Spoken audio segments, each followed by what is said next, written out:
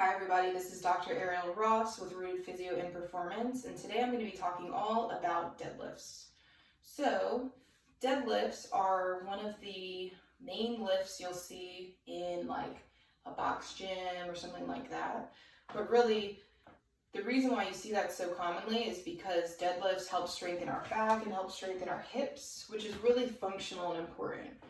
You know, when research is talking about lifting technique, I feel like everyone's seen like this really robotic way of picking things up off the ground, but honestly that's not always possible. Think about if you have a child in a crib. If you try to lower yourself down, the crib's going to hit you right here and there's going to be no way you're going to get that kid. So deadlifts are a really great technique for everybody, not just people who consider themselves fitness athletes or recreational athletes, but people who just want to function and feel better without back pain or hip pain.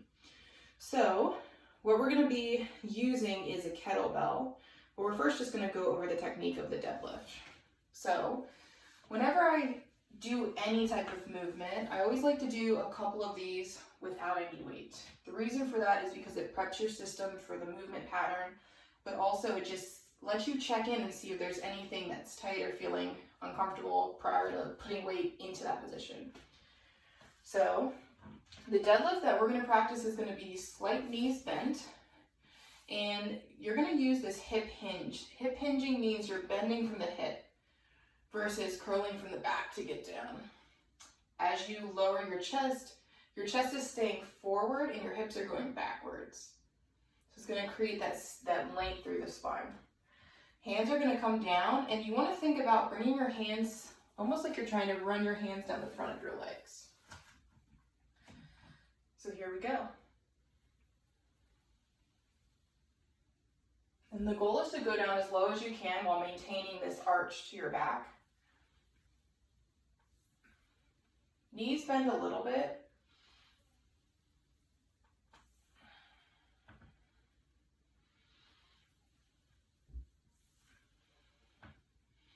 Good, so I've done a few repetitions now, just getting my body into that movement. So this is what it looks like if you use something like a kettlebell.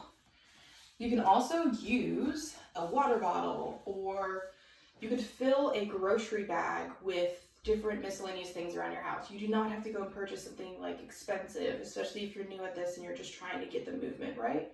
Or even if you're like, hey, I don't want to use all these weights and pay for these weights, it's also great to DIY. So same thing, I'm going to be driving the weight down towards the middle part of my foot, almost as if I had shoes on to where the laces would be.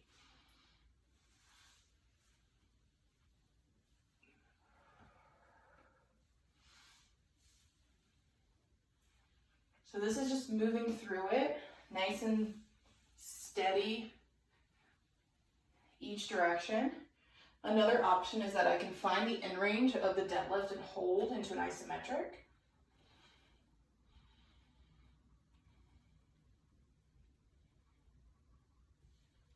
So that's another option. And then the final option I'll show you today is an eccentric deadlift. Eccentric means on the lowering phase, we're going to go pretty slow.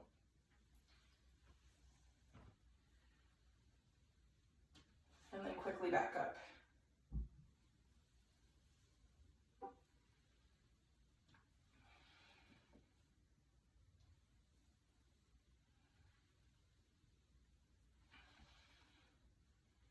Awesome.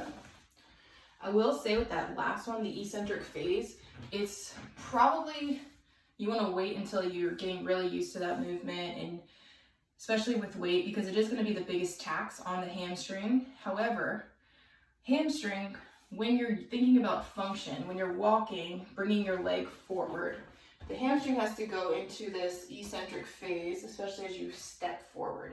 So that's why eccentric deadlifts are so great for anybody who's running, walking, etc. So I hope you enjoyed this video.